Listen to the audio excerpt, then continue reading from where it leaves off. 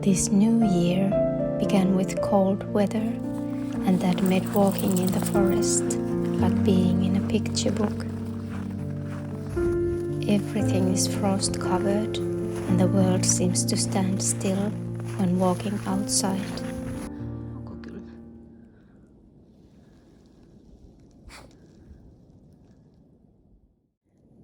It's quite cold today. It's minus 20 degrees, and they've promised that it's gonna be even colder tomorrow. So it's finally winter is really here. And it makes you kind of wonder what kind of people they were that, first came here, our ancestors, the hunters that were following animals, and they came all the way to the Nordic countries. And you understand that in the summertime it's really warm and beautiful here, but then when winter came, they still wanted to stay and made this their home. And I think it tells quite a lot about the Nordic people. And you really respect them for staying here, because in these kind of temperatures, if you stay out too long, you get hypothermia and die. So for children and old people and such, it has been a really harsh lifestyle. But I think it's also the love of nature and the peace that is here. That was maybe for the people the reason they wanted to stay here and make this their home and protect it. And I'm just really grateful for them.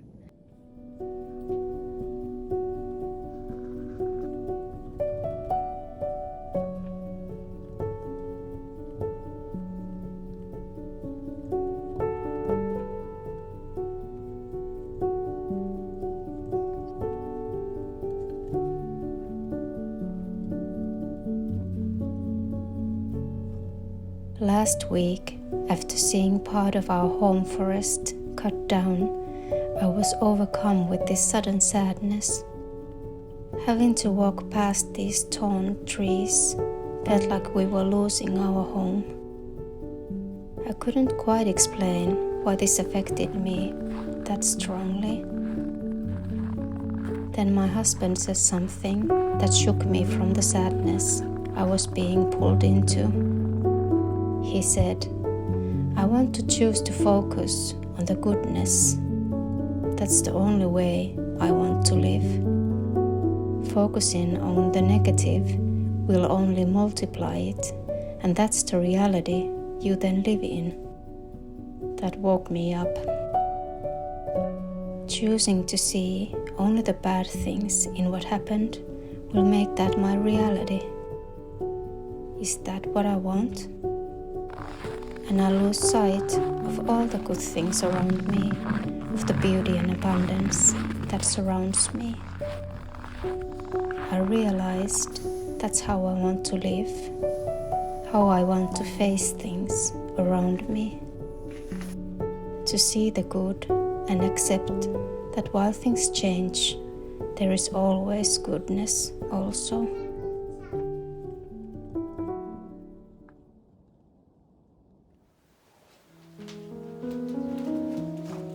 As someone who moved around a lot as a child and young adult, I've always longed for a home I wouldn't have to let go of. A place to always come to and spend my days in. But recently, I've started to think that what I want to learn is to make my home wherever I am. It doesn't have to be one specific place or house. It's where my heart feels at peace. That's my home. And to be able to accept the changes around me in my environment and still feel safe and at home. Isn't that what we all want? And I do realize how incredibly lucky I am to even complain about things like this when there are countless people in the world without a home. So, once again, it's gratitude I want to cultivate more, and a peaceful heart that stays open and courageous. I hope you're having a wonderful start of the new year, and many new beginnings will be waiting for you.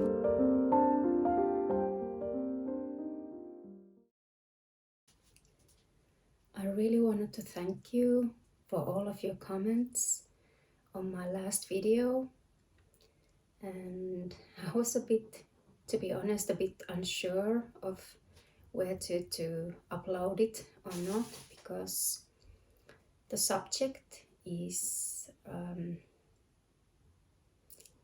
it's a little bit difficult sometimes, to talk about it, but I'm really happy that I did, and I'm so happy to hear so many of you, even though you've experienced the same of having to watch nature disappear around you, and yet the grace and compassion you spoke of it, and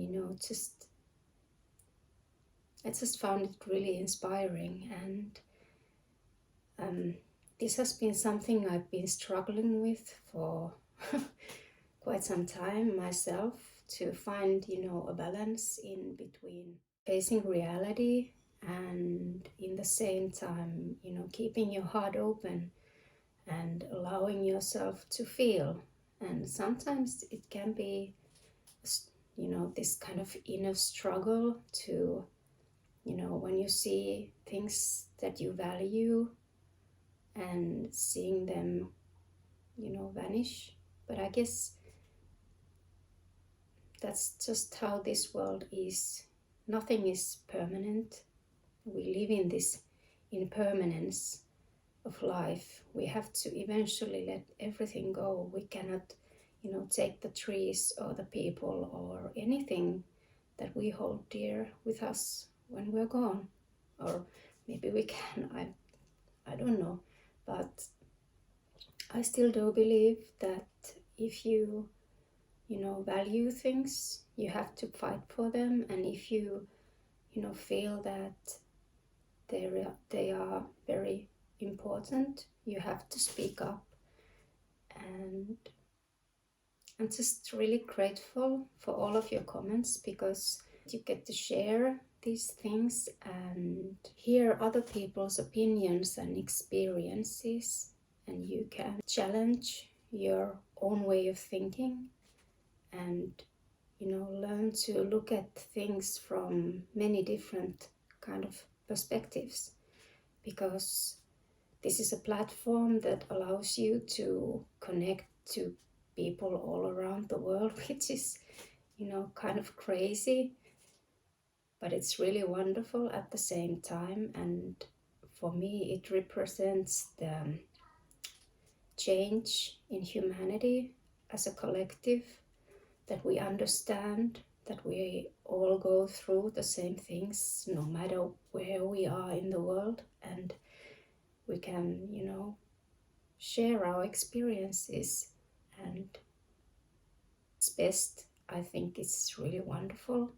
Of course there are downsides to it also, but I think as long as you focus on the goodness, compassion, and loving kindness, and share those things, then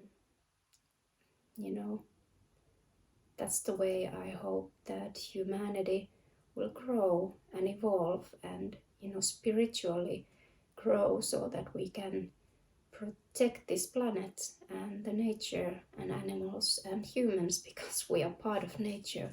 We're not separate from it. We are one with it. We are interconnected with it very deeply. But yeah, long story short, thank you for all of your kind comments, and I'm so happy to be reading them, and you know, it gives me hope that even though changes come, and they will come for all of us, we can still rise above them and, you know, give our best. So thank you so much, and I'll see you again next week.